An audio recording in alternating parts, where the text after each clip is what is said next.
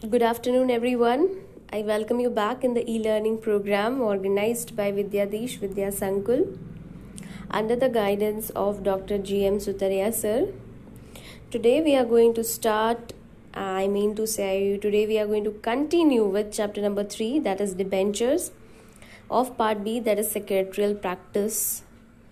We have continued with part B itself, which carries 60% of your syllabus. 60% of the syllabus will be asked from this part B. Okay, so 100 mark का paper होगा, उसमें 60% will be from secretarial practice, and we are more emphasizing on that, although both the parts are equally important.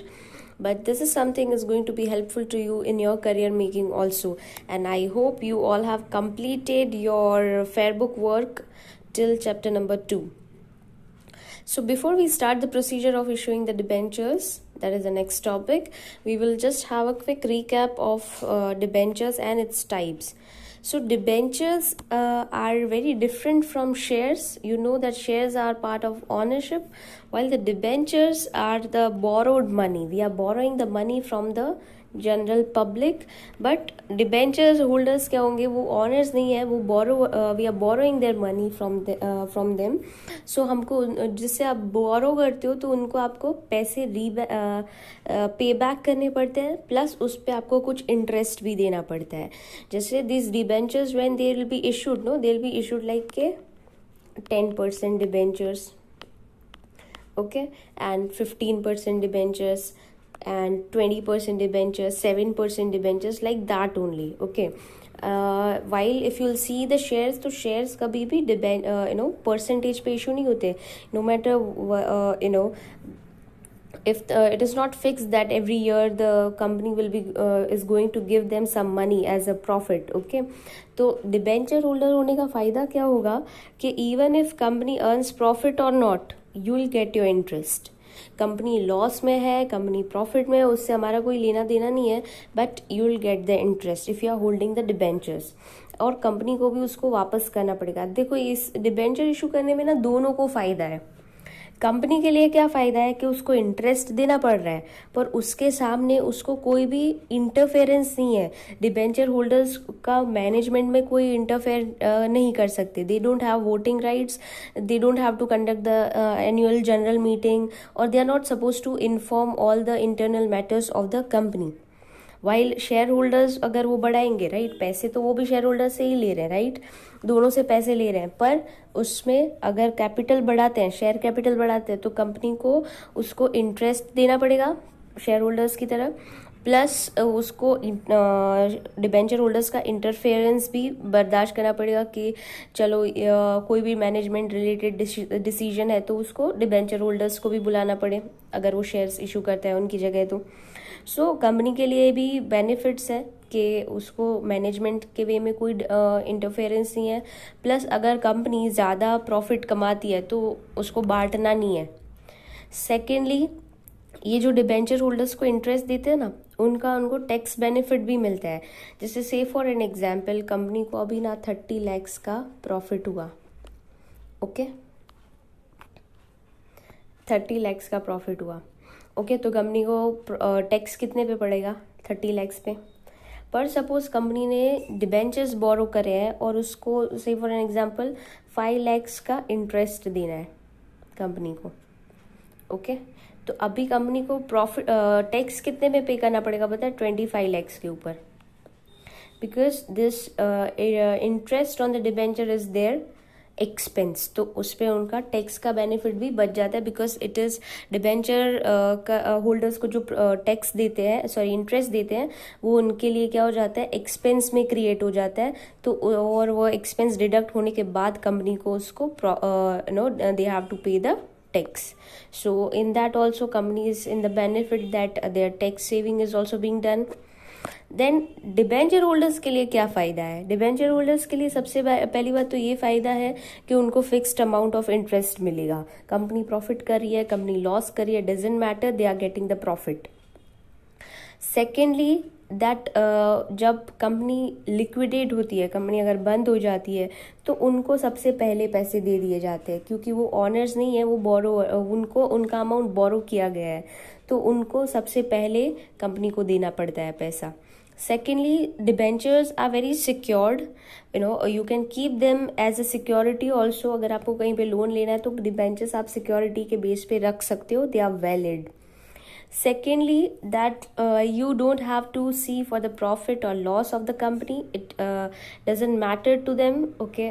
And you will get your concern. तुमको at least तुम अगर FD में रखोगे पैसे या कहीं और रखोगे तो उससे better तुमको रिटर्न मिल रहा है. So for them also it is equally important.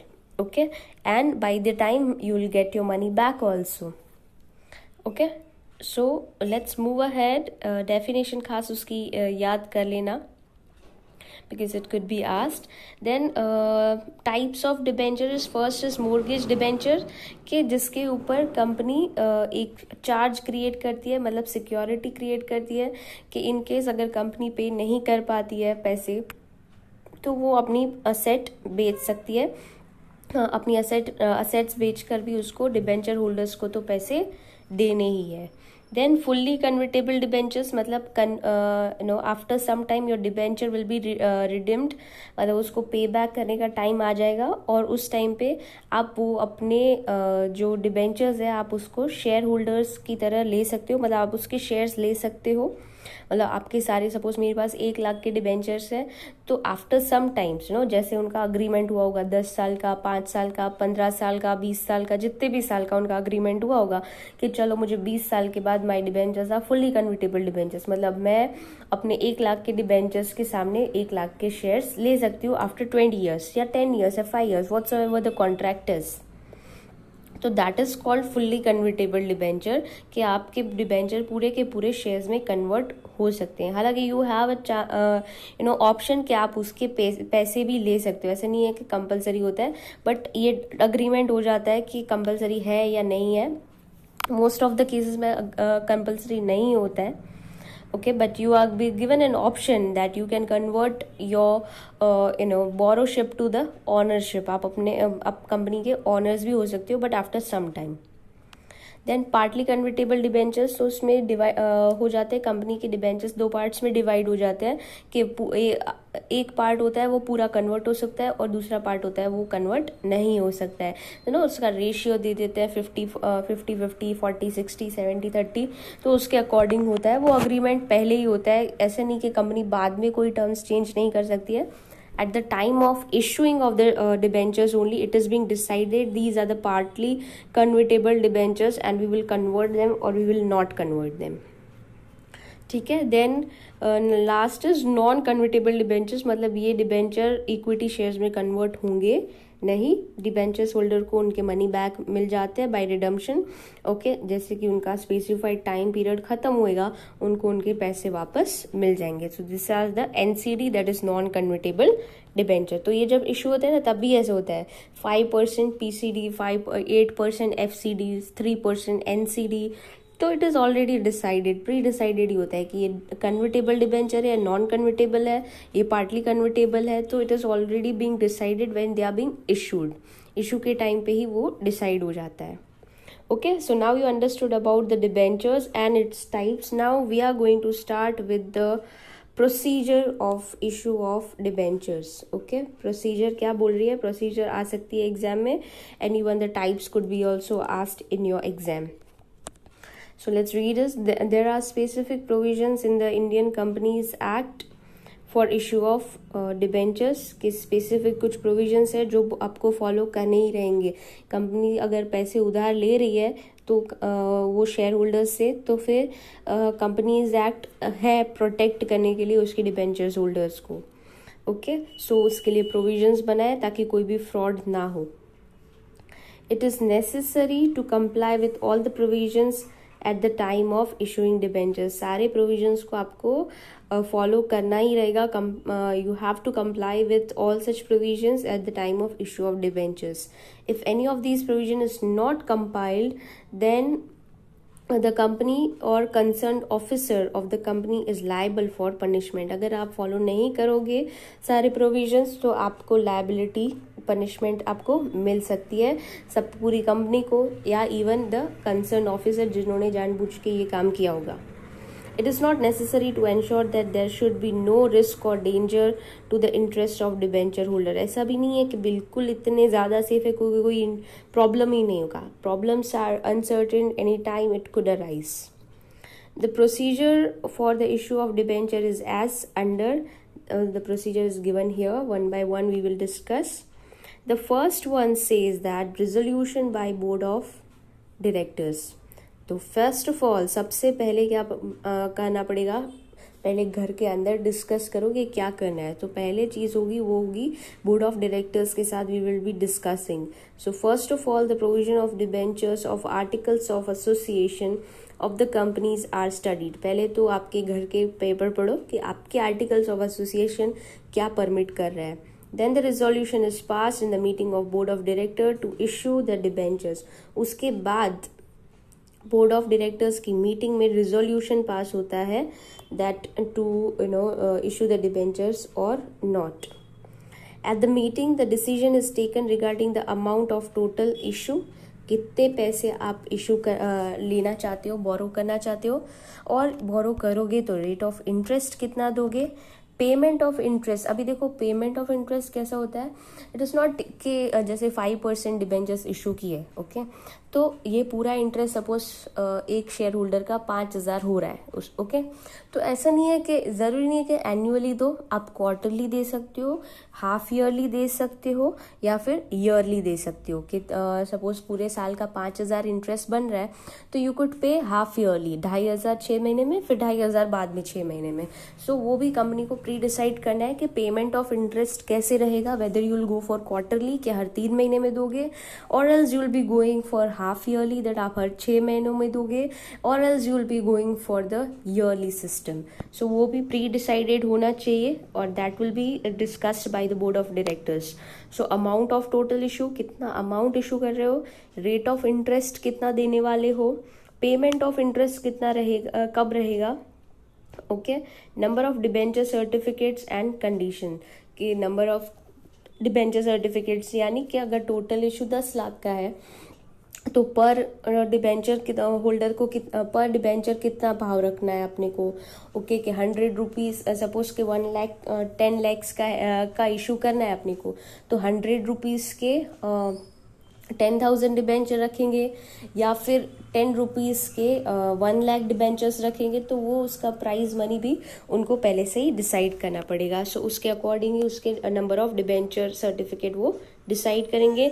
And other conditions क्या फॉलो करनी रहेगी, that is also to be discussed in the meeting of board of directors. Okay, once the resolution is passed, now it is to be discussed with shareholders. So resolution by general meeting of the company. Okay, पहले board of directors ने decide किया हाँ कि हमको इतना money borrow करना है. अभी ये बात उनको शेयर होल्डर से भी डिस्कस करनी पड़ेगी, but not in all the cases, in some of the cases. Will let you know what cases. So the sanction of issue of debenture is obtained in general meeting of the company if due to issue of debenture the debt of the company exceeds the reserves of the company, or if the debentures are to be issued for the amount exceeding the free reserve fund, then the approval of member is obtained by convening the general meeting of the members. तो ये point बहुत important है, तुमको पूछा जा सकता है कि when the permission of shareholders is required for issuing of debentures. तो आपको पूछा जा सकता है कि कब शेयर होल्डर्स की परमिशन लेनी पड़ेगी कंपनी को अगर उनको शेयर्स इशू करने हैं तो, सॉरी डिबेंचर्स इशू करने हैं तो.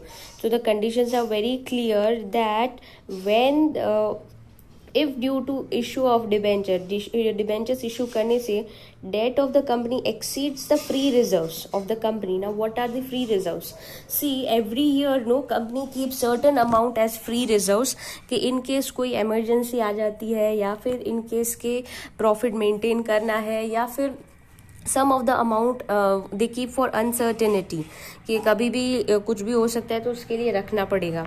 तो वो फ्री रिजर्व से ज़्यादा अगर उसके डेट हो जाते हैं, डेट मतलब जो उसको पे बैक करना है, कि उसकी लोन्स होते हैं, उसके फंड्स होते हैं, जो भी जहाँ से भी बोरो किया है कंपनी ने, तो अगर वो अमाउंट, अगर डिबेंचर जितना अमाउंट इशू कर रहा है, सपोज 10 लाख के इशू डिबेंचर इशू हो रहे हैं, तो वो ऐड कर रहे हैं, तो हमारे जो डेट है कंपनी के वो इंक्रीज हो जा रहे हैं। ओके, उसके क्रेडिटर्स का अमाउंट है वो इंक्रीज हो जा रहा है फ्री रिजर्व से भी। ओके, तो फिर कंपनी को जनरल मीटिंग कंडक्ट करनी पड़ेगी, क्योंकि वो प्रॉफिट, सपोज के अगर ये क्यों इंटरेस्ट बोल रहे हैं, क्योंकि देखो, और अगर ये फ्री रिजर्व्स क्या है, ultimately its profit only.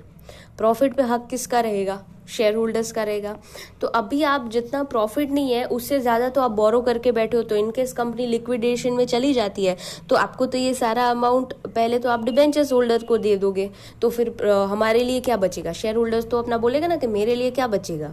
Okay, so that's why उनका कंसर्न है इसमें। तो ऐसा नहीं है कि आप डिबेंचर होल्डर्स को इतना भाव दे दो कि फिर तुम्हारे ऑनर्स को तुम भूल जाओगे। No, it will also not be done. तो इसीलिए अगर डेट कंपनी के फ्री रिजर्व से अगर उसके डेट बढ़ जा रहे हैं तो उसको जनरल मीटिंग में रिजोल्यूशन पास करना पड़ेगा, और वो कन्विंसिंग है रीजन कि हाँ सारे शेयर होल्डर्स कन्विंस हो रहे हैं कि हाँ ये सही है, आपको बोरो कर लेने चाहिए, तो ही आप डिबेंचर्स इशू कर सकते हो। और if the debentures are to be issued for an amount exceeding the free reserves fund, okay, तो फ्री रिजर्व फंड से भी एक्सीड हो रहा है, तो जितना अमाउंट है नहीं आपके पास उतना अमाउंट आप, उससे ज़्यादा अमाउंट आप बोरो कर रहे हो, तो फिर ऐसे केसेस में approval of share holder is required. Okay, so moving ahead to third point. So first you'll pass the resolution in board of director, then resolution in general meeting of the company। conditions याद रखना, 1 marks में आ सकता है। Okay, then number 3 is permission of SEBI, क्योंकि आप general public से पैसे उधार ले रहे हो तो सेबी तो बीच में इंटरफेयर करेगी ही। It is necessary to ensure that the provision of companies act and guidelines of SEBI are complied with the permission of SEBI is obtain. तो आपको परमिशन, सेबी से भी परमिशन लेनी पड़ेगी कि हम लोगों से इतने पैसे उधार ले रहे हैं, तो तो उनके जो भी गाइडलाइंस होगी वो आपको फॉलो करनी पड़ेगी, तभी आप इशू कर सकते हो। ओके, सो अभी आपको रिजोल्यूशन बोर्ड ऑफ डायरेक्टर में पास हो गया, की मीटिंग में पास हो गया, रिजोल्यूशन आपकी जनरल मीटिंग में भी पास हो गया, आपको सेबी ने भी परमिशन दे दी, तो उसके बाद आप प्रोस्पेक्टस इशू करोगे। प्रोस्पेक्टस उन सबको भी पता है, invitation to the public. So public limited companies invite general public to subscribe to the debenture by issuing prospectus which describes the content of debentures। जैसे shares का prospectus होता है, सेम वे debentures का भी prospectus होता है, जिसमें debentures की सारी चीज़ें explain करी जाती है। Investors study it and make decision to purchase the debenture। तो अपने जैसे investors होते हैं वो देखते हैं, उसके बारे में study करते हैं, and if they find it appropriate they will be investing in such debentures।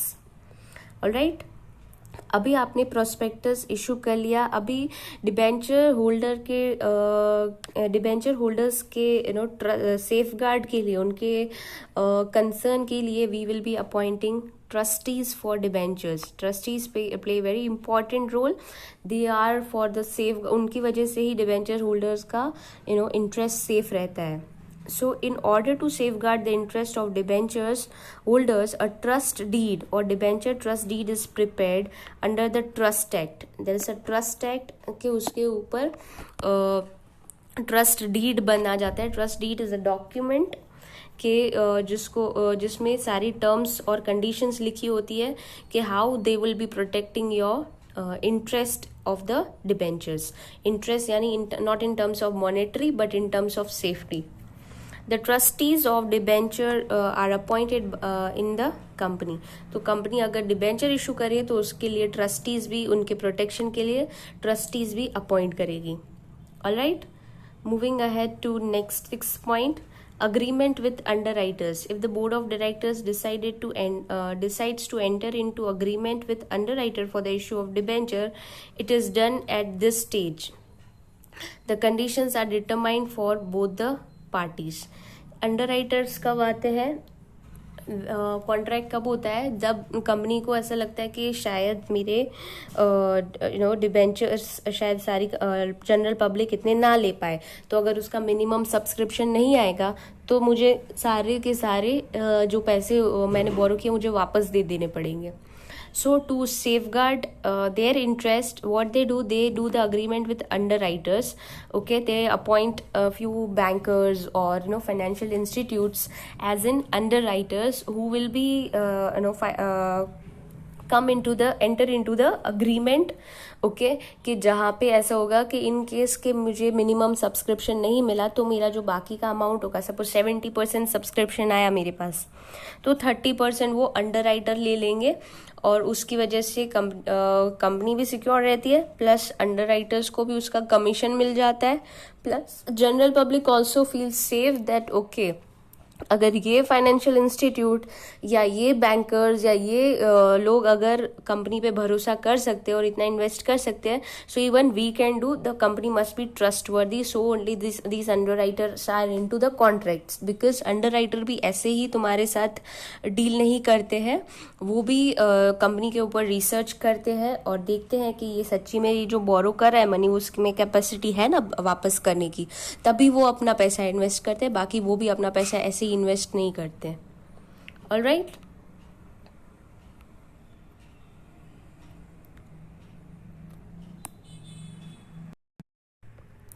Next is to open an account with schedule bank. जैसे कि ये भी जैसे शेयर इशू हो रहे थे तो we have seen that no the escrow account is to be open with the schedule bank. Here also the applicant has to the company has to open a bank account where the amount of debenture holders that they will receive is to be kept separate. एक अलग उसके लिए account बनवाना पड़ेगा और उसका amount separate रखना पड़ेगा. The company has to open an account with scheduled bank to receive application and money for the debentures. Debenture amount receive करने के लिए they have to open an account with a scheduled bank. Number 8 is registration in stock exchange. Okay अब ये debentures को भी stock exchange में भी आपको रजिस्टर करना पड़ेगा.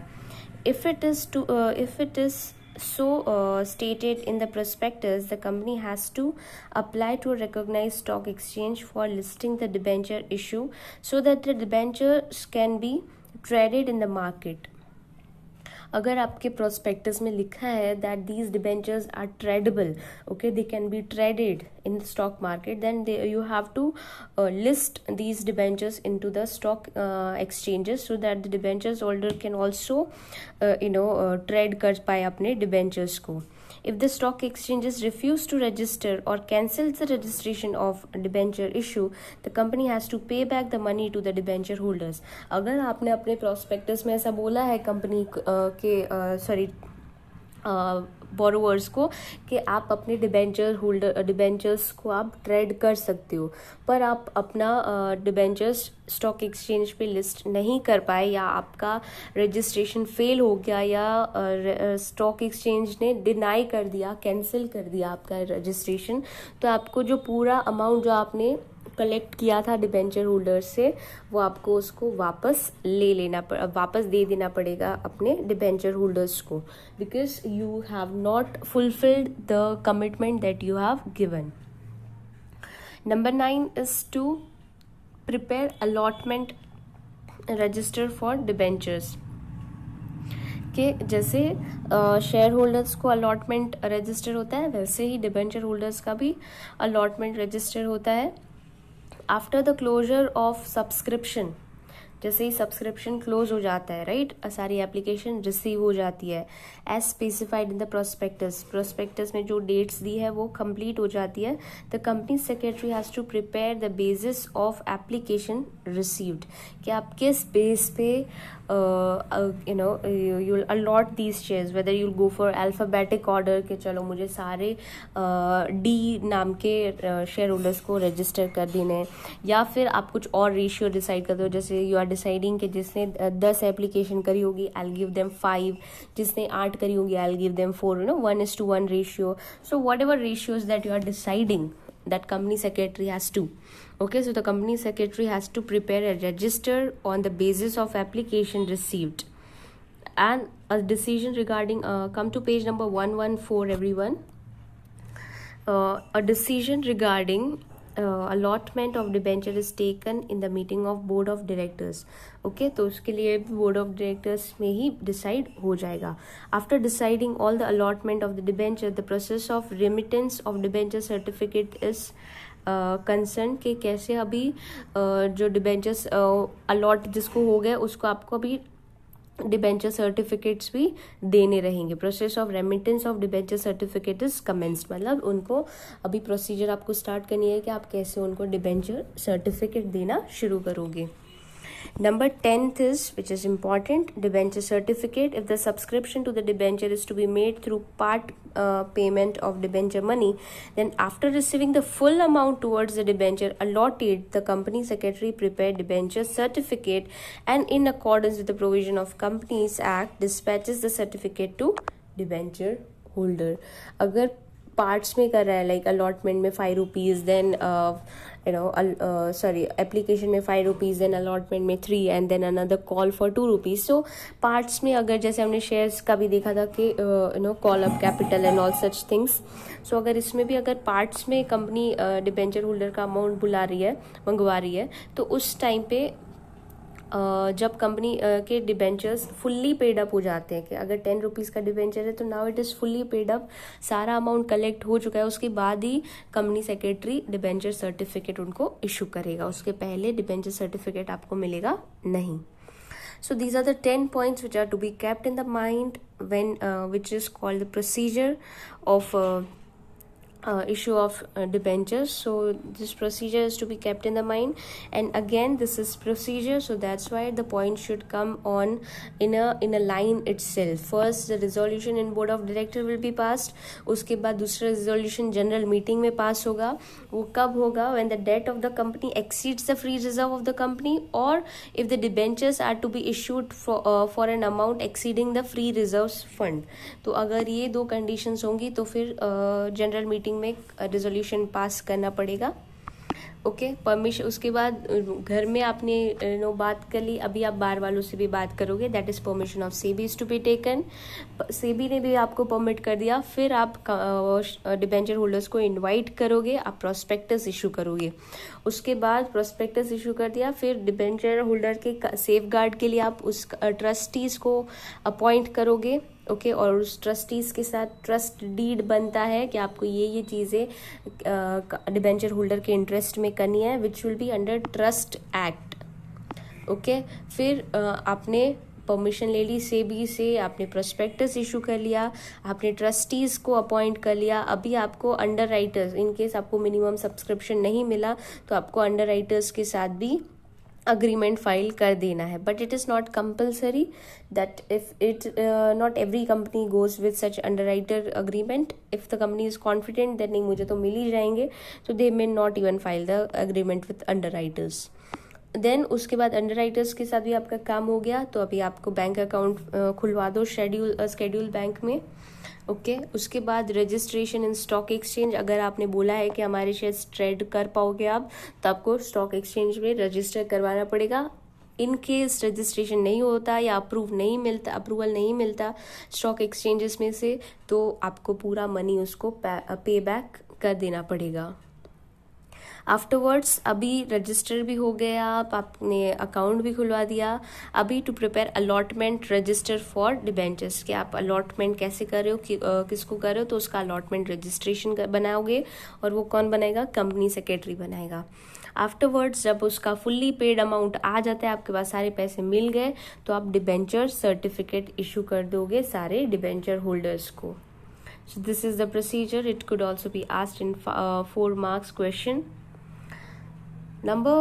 Next now topic says that rights of debenture holder.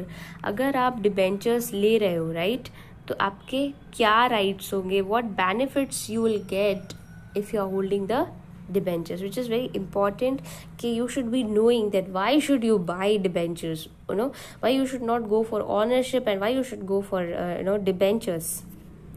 So debenture holders are entitled to certain rights, उनके पास कुछ राइट्स मिलते हैं. So debenture holders are creditor. First of all वो क्या होते हैं, कंपनी के लिए वो क्रेडिटर्स है. Okay, and therefore there is a relationship of debtor and creditor between company and debenture holder. Okay, company के लिए वो क्रेडिटर्स है, so that's why it's a relation of debtor creditor between company and the debenture holders. The various right of debenture holders are as under. Rights आपको एग्जाम में पूछे जा सकते हैं. So right to receive interest at the specific time and rate. आपको periodically debenture के ऊपर इंटरेस्ट मिलेगा. As I told you, it could be quarterly, 3 month में एक बार, या फिर हाफ ईयरली, या फिर ईयरली आपको इंटरेस्ट मिलेगा. अमाउंट सेम रहेगा, राइट, कि ऐसा नहीं है 10% इंटरेस्ट है तो total at the end of year 10% ही रहेगा. इट्स नॉट लाइक कि हाफ ईयरली मिल रहा है तो ज़्यादा मिलेगा या क्वार्टरली मिल रहा है तो कम मिलेगा, कुछ भी ऐसा कुछ नहीं है. अगर पूरे ईयर का आपको 10,000 का इंटरेस्ट है तो कंपनी डिसाइड कर लेती है पहले ही कि मैं वो 10,000 को इंस्टॉलमेंट में वापस करेंगे या फिर पूरे ईयर में एक साथ ही दे देंगे. Okay, so it will be depending on the agreement that company has made. Okay, so specific rate होता है आपको हर साल, या 5% या 10% या 15%, जो भी आपका रेट होगा वो आपको मिलेगा, प्लस टाइमली आपको मिल जाएगा interest. Get back the money invested on the date of maturity. या तो आप आपको अपने पैसे भी मिल सकते हैं अगर आपके नॉन कन्वर्टेबल है, या आपके पैसे इन्वेस्ट भी कर सकते हो. If your shares are convertible debentures, fully convertible या पार्शली कन्वर्टेबल डिबेंचर्स है, तो डेट ऑफ मैच्योरिटी पे, मतलब जब आपका सपोज 10 ईयर के डिबेंचर्स है तो 10 ईयर खत्म होने के बाद आपको या तो ऑप्शंस भी मिलते हैं कि आप अपने पैसे वापस ले लो या वो शेयर्स के फॉर्म में इन्वेस्ट कर लो. So it's a benefit that आपके पास दो ऑप्शंस रहते हैं.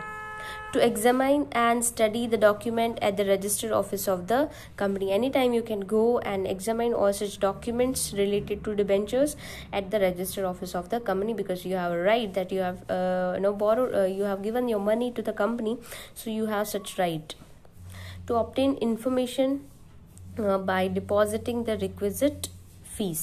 ओके, कि आपको जो भी इंफॉर्मेशन चाहिए आप ले सकते हो with the requisite fees which is very nominal. बहुत कम फीस होती है, ऐसा कोई बहुत बड़ा अमाउंट नहीं पे करना है आपको. ओके, कोई भी इंफॉर्मेशन आप ले सकते हो. Any documents that you wish to examine you can do it, but not all such, but some of the public documents you can examine.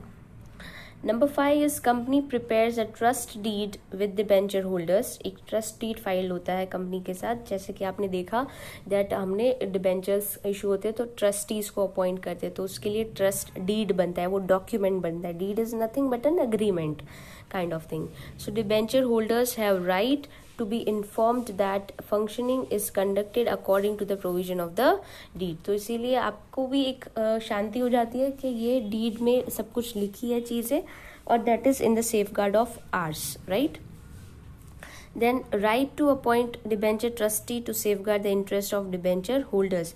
जैसे अगर शेयर्स इशू होता है ना, तो शेयर्स में कोई ट्रस्टी वस्टी नहीं होता है कि हाँ तुम्हारा इंटरेस्ट प्रोटेक्ट करेगा, बट डिबेंचर्स होता है तो उसके लिए पूरी टीम होती है कि जो आपके सेफगार्ड के लिए अपॉइंट की जाती है, और that is a benefit to the debenture holders कि उनका इंटरेस्ट सेफ है, right. Number 7 is the board of directors have to take into confidence that the debenture trustees before making any important decision. तो कोई भी अगर ऐसा नहीं है कि आपने पैसे कंपनी को दे दिए तो वो बोर्ड ऑफ डायरेक्टर जैसे मन पाएगा वैसे इन्वेस्ट नहीं कर सकते. अगर वो आपके पैसे कहीं पे भी इन्वेस्ट कर रहे हैं या कहीं पे भी कुछ भी वो पैसों के साथ डील हो रहा है, तो आपको आपके जो डिबेंचर ट्रस्टीज होंगे वो आपका कंसर्न देखेंगे और उनको पहले इन्फॉर्म करना पड़ेगा. बोर्ड ऑफ डायरेक्टर्स को ट्रस्टीज को इन्फॉर्म करना पड़ेगा कि हम लोग ये डिसीजंस ले रहे हैं, राइट. और उनका इंटरफेरेंस भी चलेगा. They can do the interference in the decision of board of directors. So the board of directors have to take into confidence the debenture trustees before they make any important decisions. Okay, तो कोई भी important decision होगा तो आपके behalf में trustees तो बैठे ही है कि जो कंपनी में इंटरफेयर थोड़ा बहुत करेंगे, okay, ताकि आपका इंटरेस्ट सेफ रहे. to ensure that the property mortgaged under the trust deed is adequately safeguarded. कि आपको तो कंपनी ने शेयर डिबेंचर्स इशू करे, बोला कि ये मेरी असेट है, ये मैं मोर्गेज रखता हूँ, कि चलो कि ये असेट मैं नहीं बेच सकता, ओके, और अगर in case if I am not able to pay back, I will sell out this property, sell out this asset and I will give you back. पर अभी आपसे पैसे लेने के बाद 2 महीनों के बाद कंपनी ये असेट बेच देती है, तो क्या कर सकते हैं आपने. सो इसीलिए to ensure that the property that is mortgaged under the trust deed is adequately safeguarded, तो उसके लिए भी वो ट्रस्टीज आपको हेल्प करते हैं. And those trustees will not if it is being sold out और if it any changes are being done, तो वो ट्रस्टीज आपका काम करेंगे, वो उसको रोक सकते हैं. Okay. Then right to initiate legal action if the condition or provision of trust deed in respect to property under security are not complied with. तो you have a right, legal right है आपके पास कि आपकी जो provisions जो trust deed में है, अगर वो follow नहीं हो रहे हैं regarding any property और आपका कहीं पे भी problem create हो रहा है, तो you have a legal right कि आप company के against action ले सकते हो. कि company अगर ये asset, आप बाकी अगर shareholders हो तो company कोई asset बेच रही है तो you cannot come and legally आप कोई उसके ऊपर action नहीं ले सकते हो, राइट. बट एक अकेला शेयर होल्डर जाएगा कि मेरे पास 10 शेयर है और मुझे ये प्रॉब्लम है, तो वो शेयर होल्डर की कोई बात कंसिडर नहीं होगी. पर अगर डिबेंचर होल्डर, एक भी डिबेंचर होल्डर जाएगा तो उसकी बात कंसिडर होगी, because he is the borrower, he is the creditor of the company, is not the owner. Okay, तो उसको पर्सनली कोई इंटरेस्ट नहीं जाएगा. Then right to receive report regarding the progress and development of the company at a regular interval. Company कहाँ report कहाँ progress कर रही है, कितने डेवलप कर रही है, तो उसकी रिपोर्ट भी periodically they can go to registered office of the company and get it. Right to receive money back on a priority basis. सबसे इंपॉर्टेंट वर्ड है priority basis. At the time of liquidation of the company, जैसे ही company liquidate होती है तो सबसे पहले जो उसकी प्रॉपर्टीज बेच के जो पैसे आते हैं, तो सबसे पहले जो पैसे देने पड़ते हैं शेयर होल्डर्स के पहले, वो होगा डिबेंचर होल्डर. सबसे पहले डिबेंचर होल्डर को पे बैक मिलेगा, उसके बाद इक्विटी शेयर होल्डर, उसके बाद प्रेफरेंस शेयर और इक्विटी शेयर होल्डर्स को मिलेगा. ओके, तो उनको ये भी चलो एक सिक्योरिटी है कि उनको प्रायोरिटी बेस में पैसे उनके रीबैक मिल जाएंगे. Okay, so these are the rights of debenture holders that they will be enjoying if they have debentures. Alright, so the procedure and rights of debentures are very important to be learned. Next topic is debenture trust deeds, that we will be doing it in the next class. So read कर लेना थोड़ा, so that you will get more idea that ये trust deed क्या होता है. Now we are coming to the exercise. Okay. Okay, so exercise में MCQs जितने possible हो आज ही सॉर्ट कर देना इसके रिलेटेड है. 1 page you can always keep, when you start the chapter just keep 1 page for MCQs and then another page for 1 sentence, and then you should start with third, fourth, fifth question. So what is debenture? That is you know it, so you can start doing it today. आज जो मैं टिक करवा रही हूँ वो आज के आज ही फेयरबुक में हो जानी चाहिए. And as many of you were asking that ma'am we don't have any digest or something, you don't even need any digest or any references. If you have textbook, that is all sufficient. But if you wish to buy, you can go for any any reference book. All are good only, कुछ में इतना problem है नहीं. So you can whatever books are available in the market, you just can buy it. Okay, that is for yourself, but I would suggest you कि इसके लिए अगर आप फेयर बुक प्रिपेयर कर टेक्स्ट बुक प्रिपेयर करते हो तो बहुत sufficient है, इससे ज़्यादा करने की ज़रूरत नहीं है. Define the meaning of convertible debenture, you know it. Define the meaning of mortgage debenture. What is the meaning of certificate of debenture? Okay, तो ये 4 चीज़ें you can just go for it. आज कंप्लीट हो जाना चाहिए. Trust deed तो नहीं हुआ है अभी, तो बाकी रहेगा. ओके, सो थर्ड क्वेश्चन में क्या करोगे, डेफिनेशन ऑफ डिबेंचर तुमको आती है, डेफिनेशन पूछी है. और देखो अगर ये 3 मार्क्स में है तो आपको डिटेलिंग में जाना पड़ेगा. 1 मार्क में है तो उतना लिखना पड़ेगा. अगर 2 मार्क्स में है तो 2 डेफिनेशन थोड़ा एक्सप्लेनेशन करके लिखना पड़ेगा. तो उसमें सिर्फ 2 लाइन की डेफिनेशन लिख दोगे तो नहीं चलेगा. 2 मार्क्स है तो आपको थोड़ा डिटेल में देना पड़ेगा. What is partly convertible debenture? You know it well. What are the rights of debenture trustees? Okay, trustees का भी रहने दो. तो these two questions are to be done. Number 4 में it will be state the concept of debenture. देखो सब में एक क्वेश्चन है, मीनिंग बताओ, कंसेप्ट बताओ, डेफिनेशन बताओ. तो तुमको डेफिनेशन तो आनी चाहिए, फिर मीनिंग में, कंसेप्ट में थोड़ा तुम अपने वर्ड्स में दे दोगे तो it will work. Okay. Discuss any 2 types of debenture. That is also done, being done. So you have to do this also. State the procedure of issue of debentures. क्या procedure है ये आज ही हमने किया है. तो all 10 points you should be keeping in your mind, and these 10 points should come in a line. Okay, that I told you before also.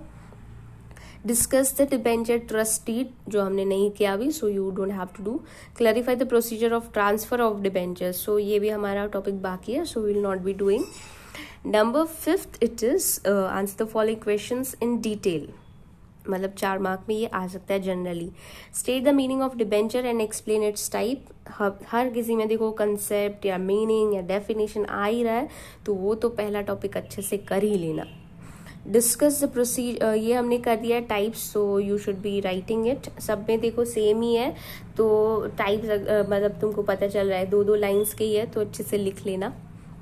And you can go for the same language which is being given in the text book. वो सबसे ज़्यादा consider की जाती है. जब board की भी बनती है ना आंसर की, तो उसमें टेक्स्ट बुक की ही लैंग्वेज को पहले प्रायोरिटी देते हैं.